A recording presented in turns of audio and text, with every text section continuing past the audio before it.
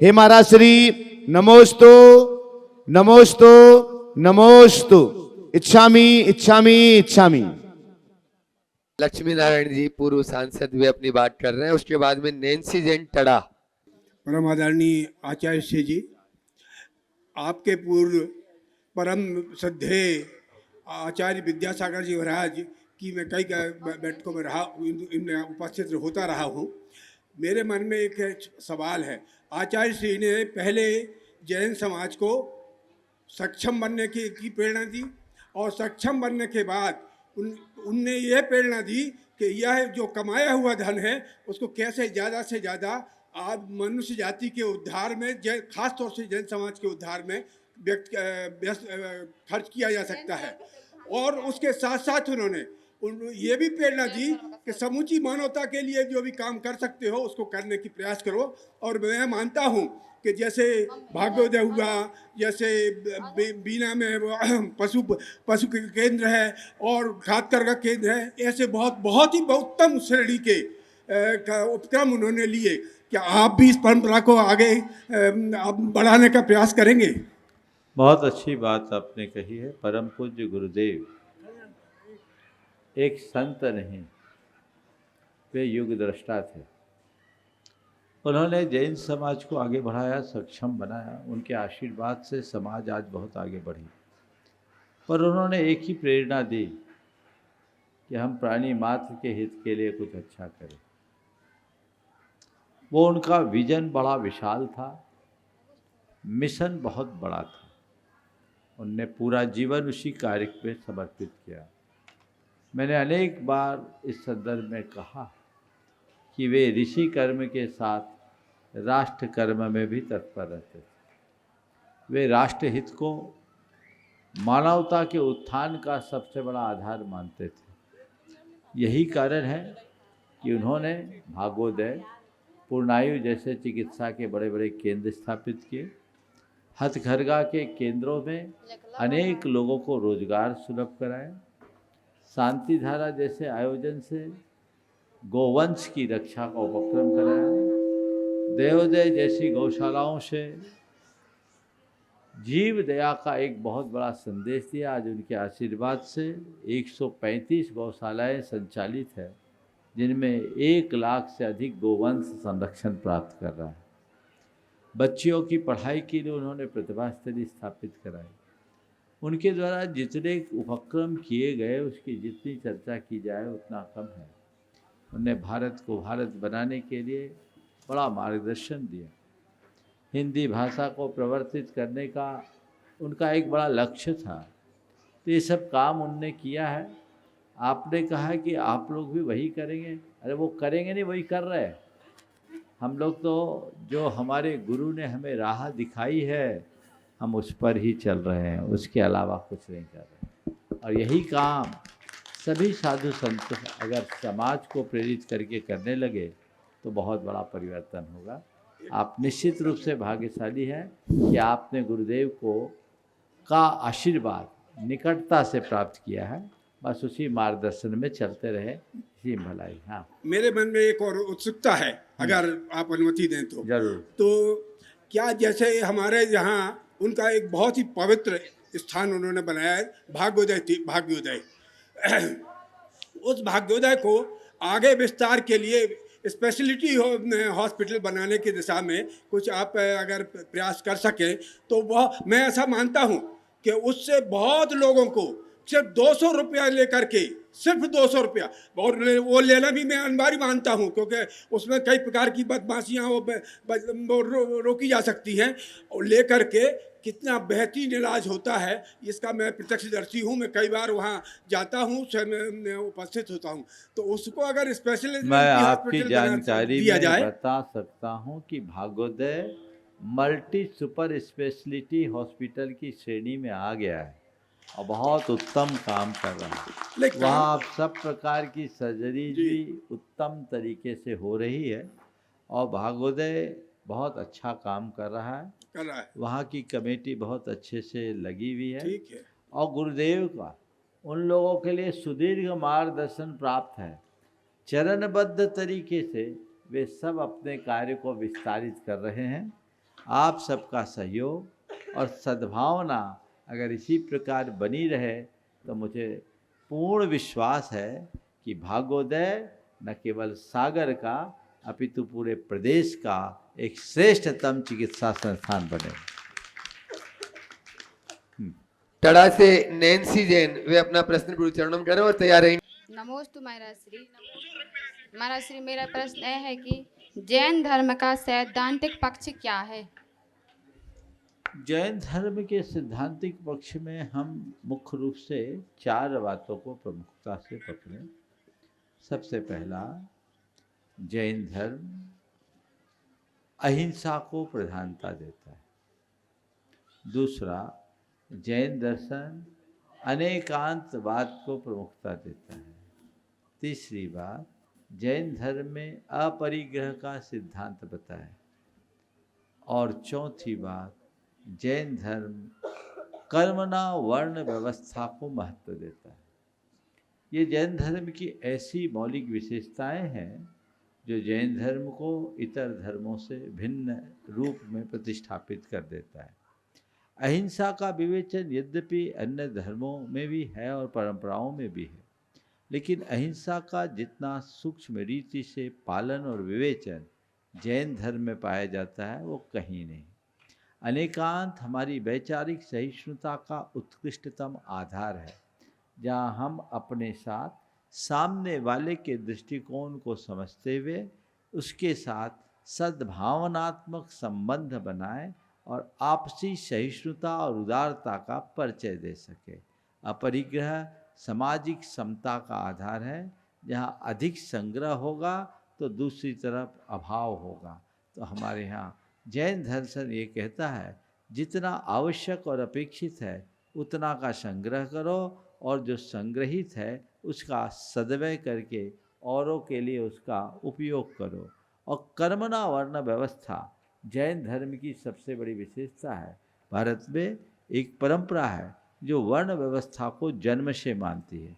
जैन धर्म इस बात का स्पष्ट उद्घोष करता है कि कर्म से ही मनुष्य ब्राह्मण होता है, कर्म से ही क्षत्रिय होता है, कर्म से ही वैश्य होता है और कर्म से ही शूद्र होता है। जैन धर्म का ये मूल उद्घोष मनुष्य जन्म से नहीं कर्म से महान बनता है। यह जैन धर्म इस बात को स्पष्ट रूप से उद्घोषित करता है कि शूद्रोपि सोपस्कारत्वाद वपुशुद्ध्या तादृश, एक शूद्र भी ब्राह्मण बन सकता है। ये जैन धर्म की बात है।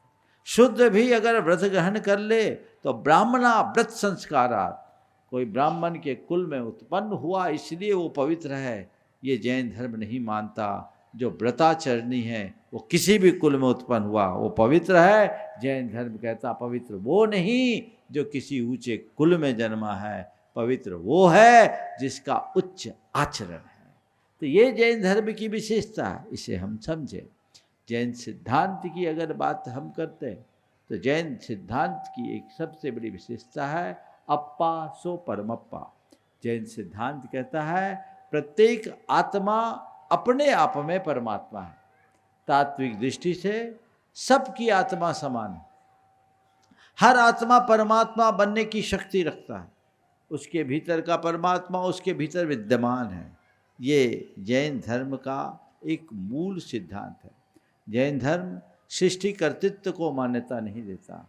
जैन दर्शन का दूसरा सिद्धांत है सृष्टि शाश्वत है।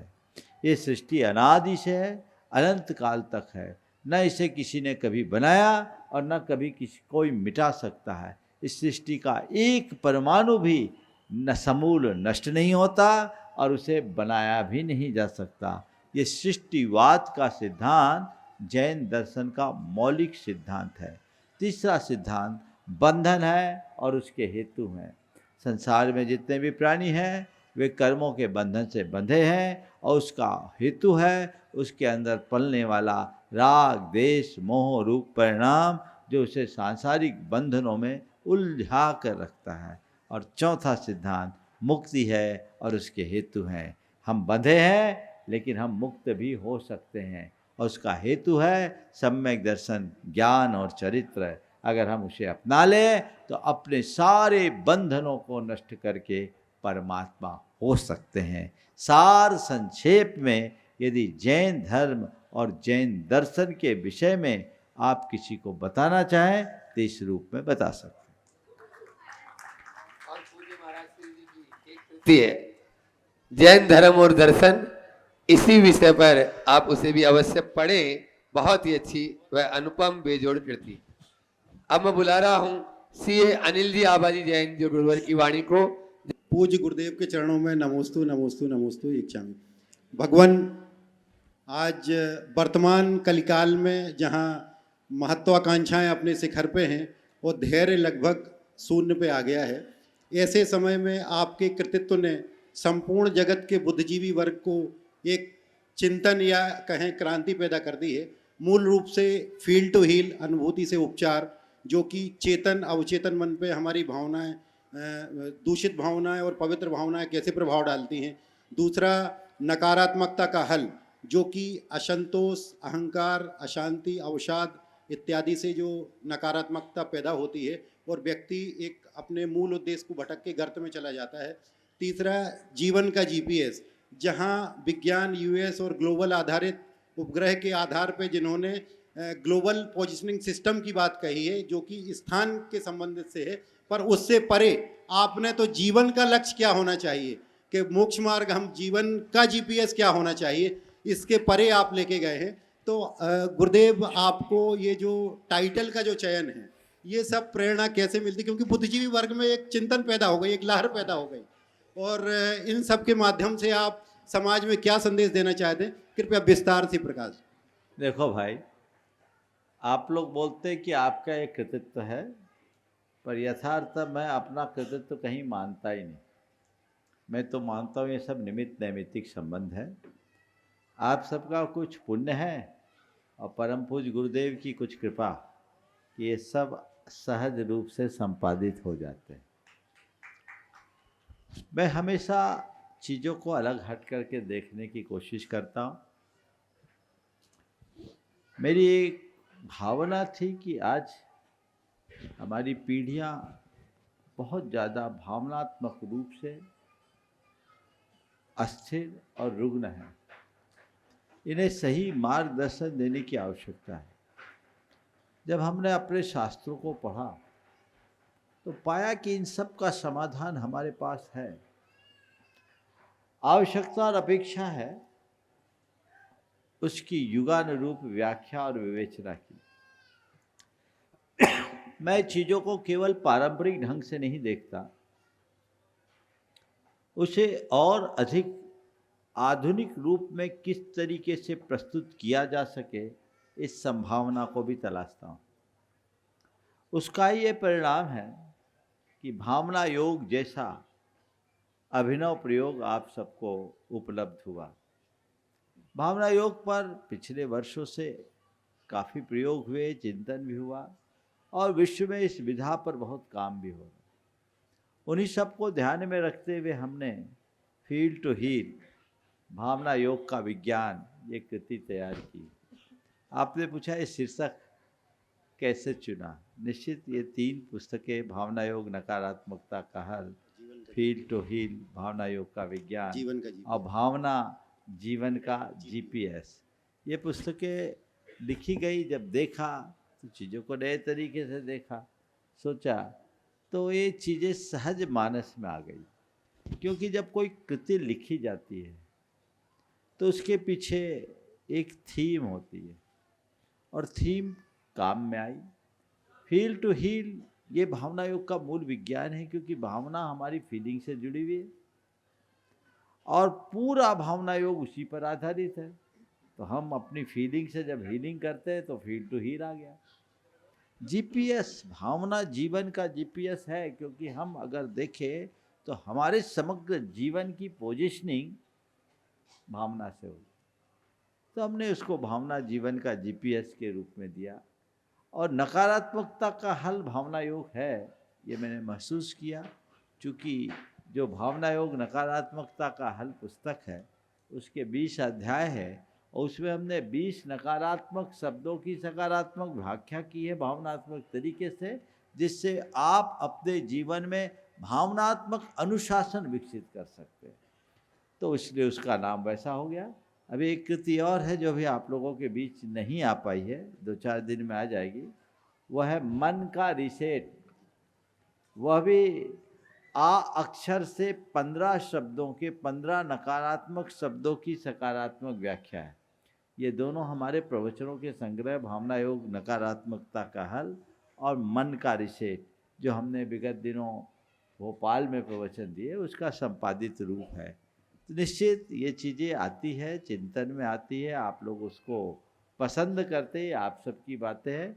मैं इतना ही कहूँगा, मैंने अपना काम कर दिया, आप सबको अपना काम करना चाहिए। नमोस्तु गुरुदेव। और मैं बुला रहा हूँ रुपेश जी जैन, जीएसटी भोपाल, जो साडू भाई भी हैं अनिल भाई के, अशोक जी के दामाद बोले और ये भी आपके राहतगढ़ के दामाद अशोक जी जो नाबी राय हैं उनके दामाद हैं। एक बार जोरदार ताली बजा दीजिए। वे अपना प्रश्न गुरु चरणों में करेंगे और तैयार रहेंगे। एडवोकेट अतुल जी ताम्रकार, राहतगढ़। गुरुजी के चरणों में बार बार नमोस्तु नमोस्तु नमोस्तु। गुरुजी, मेरे मन में शंका यह है कि हम सांसारिक प्राणी पूरे जीवन सांसारिक क्रियाओं में लगे रहते हैं और जीवन में छोटी छोटी उपलब्धियां प्राप्त भी करते रहते हैं और क्षणिक खुशी भी प्राप्त करते हैं। जो पिछले 5 दिनों में हमने खुशी प्राप्त की वो रोम रोम से खुशी निकली है और इस समाज का मैं आभारी भी हूँ। महाराज जी, मेरा प्रश्न यह है कि जब आज 5वां दिन समाप्त हो रहा है और कल आखिरी दिन है, तो हमारे मन में यह चिंता है कि शायद हमने जीवन की जो अनमोल खुशी प्राप्त की है वो कल समाप्त होगी। तो मैं यह चाह रहा हूँ कि हमारे मन में जैसा एक दुखद सा अनुभव हो रहा है, ऐसे गुरु भी मन में क्या भाव आते हैं जब इतनी अच्छे श्रावक आपको मिलते हैं और इतनी बड़ी धर्म प्रभावना होती है और इतना बड़े समाज का उद्धार होता है, तो गुरुदेव के मन में क्या शंका मतलब? देखो, पहले तो मैं इस बात में प्रसन्नता प्रकट करता हूँ कि तुम जैसे अधिकारी के मन में थोड़ी सी आकुलता होने लगी, ये शुभ लक्षण है। नहीं तो लोग तो सोचते हैं निपट गए। हमें निपटना नहीं है, निपटाना है, समझ गए ना? हाँ, नहीं तो कल कहोगे महाराज सब आपके आशीर्वाद से निपट गया। निपटना नहीं है, अब क्या करना है? निपटाना है। अगर आपके मन में ये आकुलता आ रही है तो इसका मतलब है कि आप पर भगवान का रंग चढ़ा है। बस भगवान से एक ही प्रार्थना करो, प्रभु ये रंग अब कभी ना उतरे, बल्कि और प्रगाढ़ हो, ताकि मैं अपने जीवन को बेहतर बना सकूं। हमने इन दिनों में अच्छे से महसूस कर लिया, जो सुख आपकी शरण में है वो संसार में कहीं नहीं। तो इसे अपने अंदर की एक प्रेरणा बनाओ। निश्चित चूँकि गार्हस्थ्यिक दायित्व है, जिम्मेदारियां हैं, तो आप लोगों को जाना तो पड़ेगा ही। अनुष्ठान हो गया, अनुष्ठान तो एक प्रेरणा का निमित्त था, वो पूरा हो गया। अब जिसके लिए हमने अनुष्ठान किया, हमारा ध्यान उस पर जाना चाहिए। यहाँ से आप लोग जाए तो उसके कुछ प्रत्यक्ष फल लेकर के जाए। मेरी धर्म श्रद्धा पहले से प्रगाढ़ हो तो आपने यहाँ से कुछ कमाया। मैं अपनी बुराइयों को त्यागूं तो मैंने यहाँ से कुछ कमाया। मैं अपने जीवन में कोई नौ संकल्प लूं, शुभ संकल्प, तो समझना मैंने अपने जीवन में कुछ कमाया। और मैं अपने भाव और बर्ताव में बदलाव लाऊं तो समझना मैंने यहाँ से कुछ कमाया। यहाँ से अगर आप कुछ लेके जाना चाहते हैं तो मैं कहूँगा यही 4 बातें लेकर के जाए जो आपके जीवन को सुखकर और समरस बना सके। आपने पूछा है कि आप जब ऐसे छोड़ के जाए तो आपको ऐसा लगता है अरे हमने पकड़ा ही नहीं तो छोड़ेंगे क्या? हम तो मेहमान की तरह जीते हैं भाई। हम तो आए हैं, आपके यहाँ महोत्सव है, हम महोत्सव के आयोजक तो नहीं है ना, आयोजक आप हो। हमने अपनी सहभागिता दी, शास्त्र की आज्ञा, गुरुदेव का आशीर्वाद, अब बस आप लोगों का कल्याण हो, इसलिए हमने अपना काम कर दिया। और हमें तो गुरु ने जो मार्ग दिया है उसने पूरे जीवन को ही महोत्सव बना दिया है। अब इन सब चीज़ों का कोई फर्क नहीं पड़ता। हम भक्तों को ही देखते रहे ना तो हम में और तुम में कोई फर्क नहीं बचेगा। भक्त हमें देखे वो उनकी भक्ति है, और हम भक्तों को पकड़े तो वो हमारा मोह है। संत मोह मुक्त होते हैं, समझ गए? तो हमें मोह मुक्त होकर जीना चाहिए। नमोस्तु महाराज जी, नमोस्तु, नमोस्तु। एडवोकेट अतुल जी ताम्रकार, राहतगढ़, वे अपना प्रश्न गुरुचरणों में करें। गुरुदेव के चरणों में सादर नमोस्तु नमोस्तु नमोस्तु। हमारा एक काफ़ी समय से एक चिंतन चल रहा है कि सामान्य तौर पे आदमी एक जीवन जीता चला आ रहा है, भोग विलास के साथ जीवन जीता चला आ रहा है, और अचानक से वह वैराग्य की ओर जुड़ जाता है और आप लोगों के साथ जुड़ के और उसको परमार्थ की प्राप्ति होती है, मुनि संघ से जुड़ जाता है। तो ऐसे उसके मन में क्या विचार आते हैं, और ये अचानक से होता है कि एक लंबी निरंतर चलती हुई सोच की प्रक्रिया रहती है? देखिए, और जिसका दूसरा प्रश्न ये है कि सामान्य जीवन में हम भी नियम लेते हैं, पर कई बार परिस्थितियां बदलती हैं और हम नियमों का पालन नहीं कर पाते हैं, जबकि आपके साथ जुड़े हुए एक नियमों का पर्याय हैं आप। यदि हम ये कहें कि नियमों का पालन करना, यदि हम बताते हैं कि आपसे जुड़े हुए लोग हैं, तो दोनों एक ही बात कहलाएंगी। तो ये हम अपने जीवन में इन सब चीज़ों को कैसे कर सकते हैं कि हम कोई नियम लेते हैं तो उसका कठोरता से पालन कर सकें? देखिए, आपने जो सवाल किया है कि अचानक ये क्या होता है, ये मोड़ अचानक है या पूर्व नियोजित है, इस संदर्भ में मैं यही कहूँगा, जिनकी भवितव्यता अच्छी होती है उनके जीवन में ही ऐसा मोड़ आता है, और भवितव्यता अच्छी होनी होती तो छोटा सा निमित्त बहुत बड़ा बदलाव ला देता है। हमने सुना है वाल्मीकि जी को एक पल का सानिध्य मिला था, दस्यु महासंत बन गए। कितनी देर लगी? अंगुलीमाल जो क्रूर दस्यु था, बुद्ध का 2 पल का सानिध्य पाया, पूरा जीवन बदल गया, निहाल हो गया। जैन परंपरा में अंजन चोर जो दुदांत चोर था, संत का समागम पाया, निरंजन बन गया। सत्संग का एक बड़ा प्रभाव होता है, सत्संग से मन में एक बड़ा मोड़ आता है, और उस मोड़ की अवधि में जब किसी के अंदर वैराग्य की लहर उत्पन्न होती है तो चीज़ें बदल जाती हैं। मैं आपके अनुभव की बात करना चाहूँगा। बहुत सारी चीज़ें आपके साथ ऐसी जुड़ी होगी, चाहे वो व्यक्ति हो या वस्तु, जिसके बिना आप एक पल भी नहीं रह सकते, होगा? जो अपने मन में उतरी हुई चीज़ें हैं, उसके बिना एक पल में भी नहीं रह पाते। लेकिन अगर कोई निमित्त बन गया और वो वस्तु या वो व्यक्ति मन से उतर गई, तो फिर क्या उधर ध्यान जाता है? नहीं। समझ गए? नहीं। तो बस यही अंतर है। संतों के सानिध्य में रहने से किसी किसी के मन में उतरी हुई बातें मन से उतर जाती है और जीवन बदल जाती है। समझ गए? एक बार वो पूरा परिवर्तन अपने आप हो जाता है। अब रहा सवाल, आम जन अपने नियमों को शिथिल कर देते हैं, प्रसंग और परिस्थिति के अनुसार प्रभावित हो जाते हैं। आप जैसे लोग दृढ़ कैसे होते हैं? नियमों का समूह से बड़ा संबंध होता है। हम जिस वातावरण में रहेंगे हमारा मन अपने आप ढल जाएगा। हमारा मन इधर उधर हो ही नहीं पाता, समझ गए? तो हम जिस वातावरण में रह रहे हैं अपने मन को उधर ढालने की कोशिश करें, तो हम लोगों को फिर हमारे गुरु मार्गदर्शन देते हैं। जैसे मिलिट्री की ट्रेनिंग होती है ना, वैसे हम लोगों की ट्रेनिंग होती है। हम लोग अपने मन को इतना परिपक्व बना लेते हैं कि इधर उधर जाता नहीं। हमें दिन भर करना क्या है? मन को अच्छी खुराक देना, स्वाध्याय करना, ध्यान करना, चिंतन करना, और हमें गुरु अपने वचनों से हमारे वैरागों को और मजबूत बना देते हैं। तो जिसका वैराग मजबूत होता है वो संयम के मार्ग से कभी विचलित नहीं होता। समझ गए? तो वो मार्ग है। इसीलिए गुरुओं की महत्ता है, इसीलिए संघों की उपयोगिता है। सब अपने आप परिवर्तित हो जाते। हम अपने लिए हुए नियमों को अच्छे से पालन कर सकें, उनका निष्ठा से पालन कर सकें, उसके लिए गुरुजी रोज आप भावना भाएं कि ये मेरे नियम मेरे जीवन की एक बड़ी निधि है, मुझे इसे निष्ठा से निभाना। नमस्ते। ओह। समस्त गोरक्षा परिवार समिति के यहाँ पर सदस्य हैं, दीपक जी सोनी, सुमित जी अग्रवाल और अन्य लोग भी यहाँ पर उपस्थित हैं। किरण जी अध्यक्ष बोल ले जब तक रुपेश जी खड़ी है। जैन। किरण हाँ। जी बोल, हाँ बोलिए, बोलिए आप। नमोस्तु महाराज श्री, नमोस्तु नमोस्तु महाराज श्री। मेरा सभी इच्छा ही महाराज जी, इच्छा में मेरा प्रश्न यह है कि महाराज जी सास बहू में कैसे संबंध, आपस में कैसे संबंध होना चाहिए? सास बहू में आपसी संबंध कैसा होना चाहिए? जी। पहले आप सास दिख रही तो आपको बता दूं, आपकी सासू का जो व्यवहार आपको खला, तय कर लो मैं अपनी बहू के साथ वैसा व्यवहार नहीं करूँगा। ठीक है, पहला काम।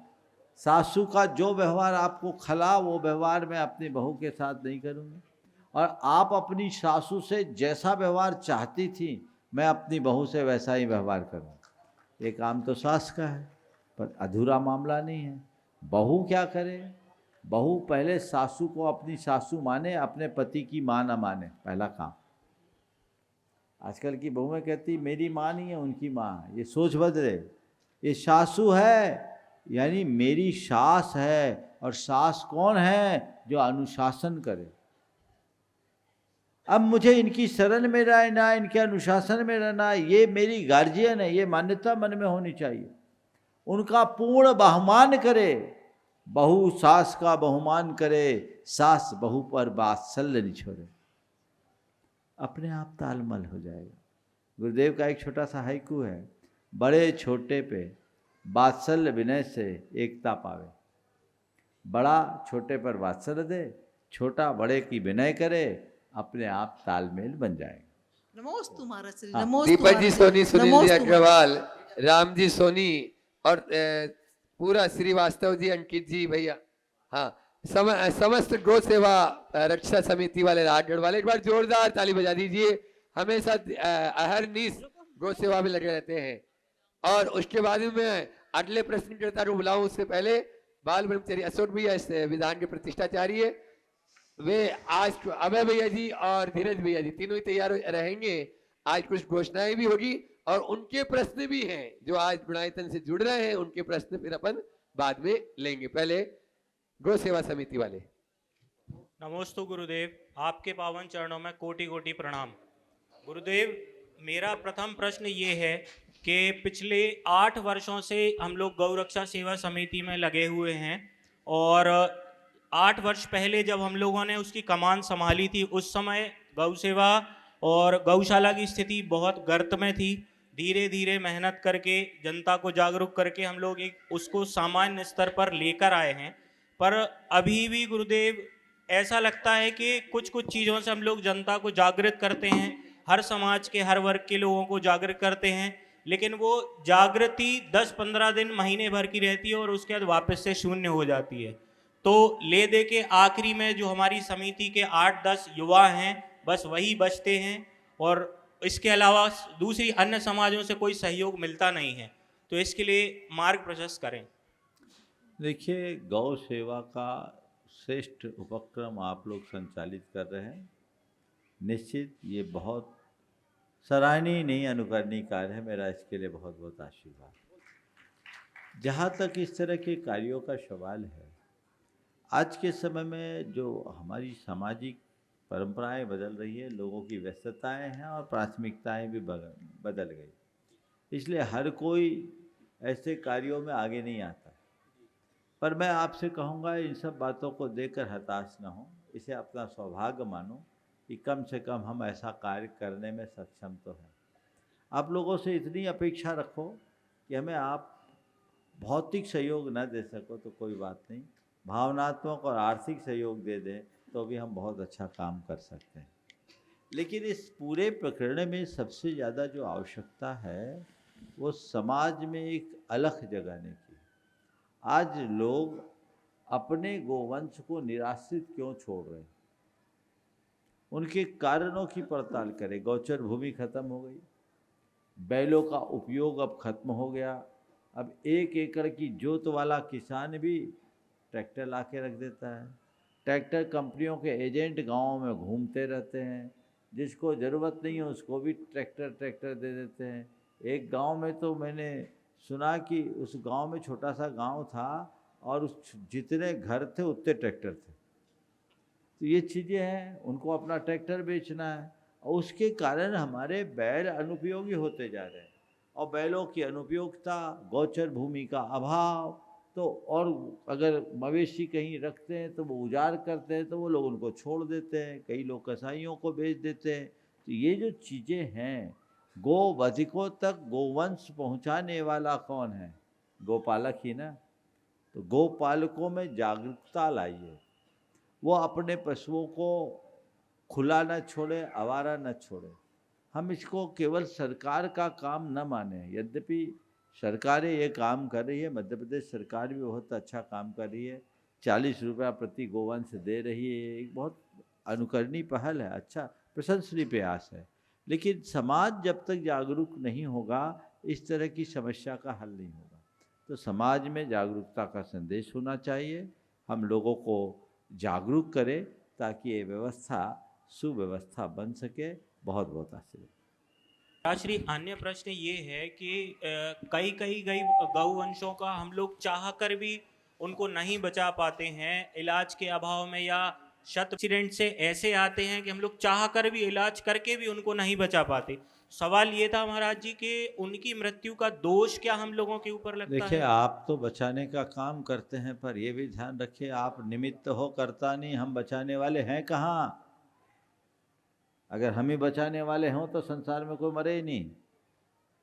बस भगवान से प्रार्थना करो कि प्रभु जिसको हम शरण दें वो संरक्षित हो, असमय में कोई न जाए। तो मैं प्रश्न के लिए यहाँ पर आमंत्रित कर रहा हूँ आकाश जी राजपूत, वो अपनी बात रखेंगे, माइक वहां तक पहुंचवा दें। मेरे हृदय प्रिय गुरुदेव 108 गुरुदेव महाराज जी, विद्यासागर जी के महाराज के शिष्य हमारे मुनि भगवान प्रमाण सागर जी महाराज के चरणों में कोटि कोटि नमन करता हूँ। गुरुदेव, मेरा बस एक ही प्रश्न है और इस प्रश्न के लिए मैं लगातार प्रभु से भी जूझता हूँ, अपने आराध्य भगवान से भी यही पूछता रहता हूँ। आज आप स्वयं यहाँ पर विराजे हैं, तो आपसे एक अर्थ या उत्तर आपसे पाकर मुझे लगेगा कि मेरी आवाज़ गुरुवर तक पहुँच गई है।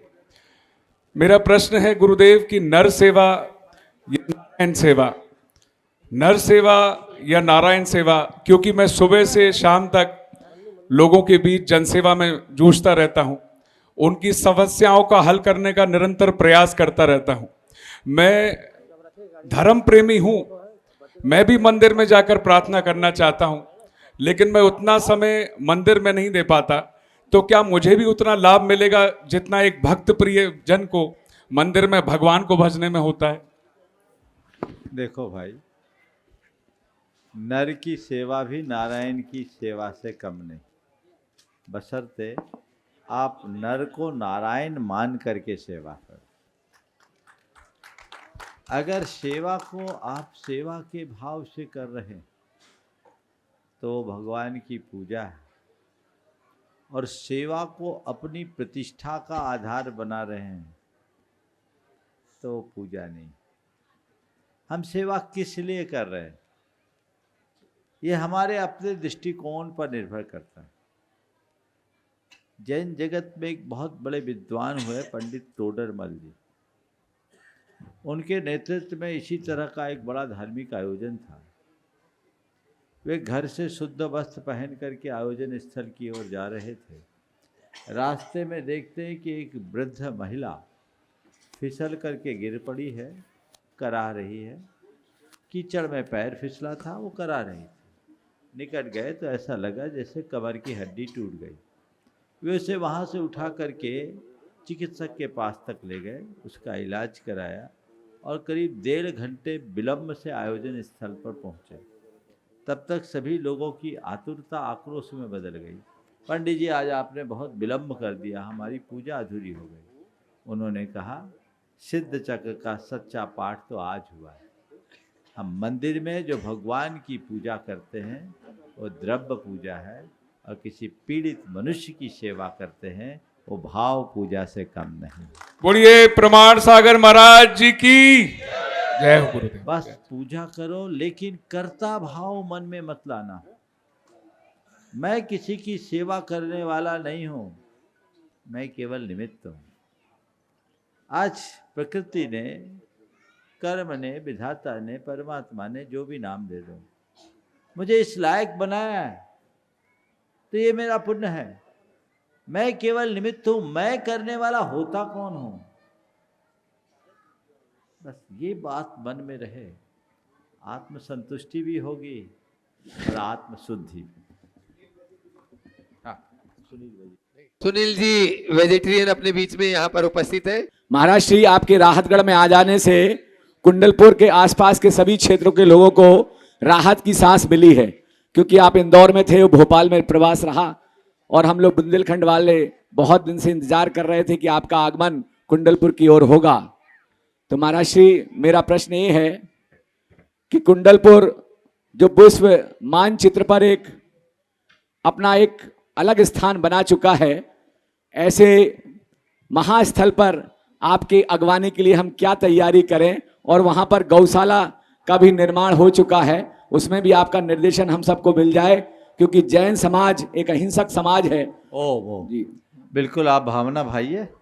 बड़े बाबा के लिए तो किसी को बुलाने की जरूरत नहीं, बड़े बाबा खुद ही बुला लेंगे जब जरूरत होगी। नमस्ते महाराज जी, नमस्ते। चलिए, और मैं बुला रहा हूँ नाभिराय मरुदेवी परिवार, जिन्होंने नींव से शिखर तक ये पूरा मंदिर बनाया और उस पूरे परिवार ने समाज के लिए समर्पित कर दिया। जल्दी शीघ्रता से पूरा परिवार एक साथ आ जाए। चौधरी परिवार। नमोस्तु भगवान, नमोस्तु नमोस्तु नमोस्तु। इच्छामि महाराज जी, इच्छामि इच्छामि इच्छामि।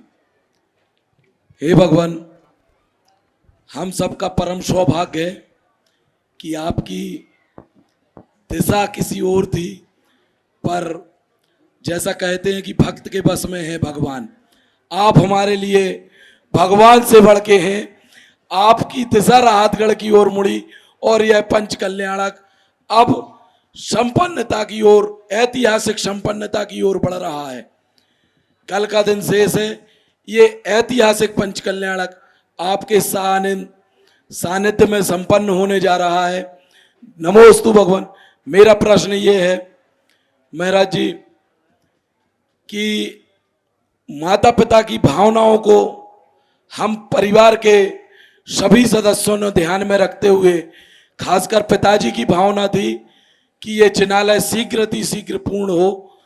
हम लोगों ने ऐसा प्रयास किया और हमेशा करते रहेंगे कि माता पिता की भावनाओं पर खरे उतर सकें और ऐसी हमें शक्ति प्राप्त हो।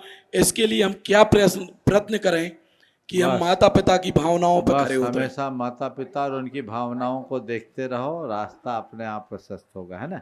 चलिए डॉक्टर चाहत जी और मम आराध्य गुरुवर के पावन पुनीत चरणों में कोटिसा नमोस्तु। महाराज श्री, मैं 2 साल से कंटिन्यू भावना योग कर रही हूँ। 2 साल के पहले मुझे है ना घुटनों में बहुत ज़्यादा दर्द था, मैं नीचे नहीं बैठ पाती थी। मैंने डॉक्टर को दिखाया, मेरे को ऑपरेशन बोल दिया था, हालांकि मैं ऑपरेशन करवाने के उसमें नहीं थी। फिर मैंने कंटिन्यू भावना योग को किया। आज मैं आप सबके सामने हूँ कि मैं नीचे बैठ सकती हूँ। पहले मैं एक सीढ़ी भी चढ़ने उतरने में मजबूर हो गई थी महाराज जी, और मैं अभी शिखर जी की पैदल वंदना 3 करके भी आई हूँ। तो हम बहुत सभी सुंदर, ये भावना योग का आपका बहुत अच्छा अनुभव है। और जो लोग भावना योग का लाभ लेना चाहते हैं, परसों प्रातः काल आप लोगों की मांग को देखते हुए यहाँ भावना योग का सत्र होगा। चलिए प्रातः काल 6:30 राजेश मंजू डॉक्टर 7 बजे से प्रातः काल भावना योग होगा। चलिए गुरुदेव के चरणों में मेरा बारंबार नमोस्तु नमोस्तु।